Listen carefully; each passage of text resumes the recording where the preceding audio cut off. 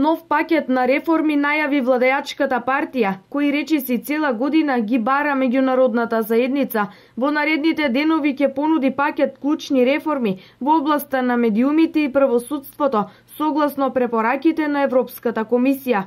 Освен пакетот реформи, на вчерашната пресконференција, пратеникот Владимир Ѓорчев побара да се повлечат уште 2 аболиции за сопругот на Шекеринска и Зоран Заев.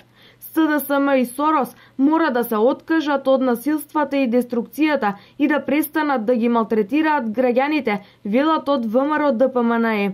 Граѓаните се повеќе се спротивставуваат на заложништвото во кое што СДСМ и структурите на Сорос ја држат Македонија и затоа рейтинзите на опозицијата вртоглаво паѓаат.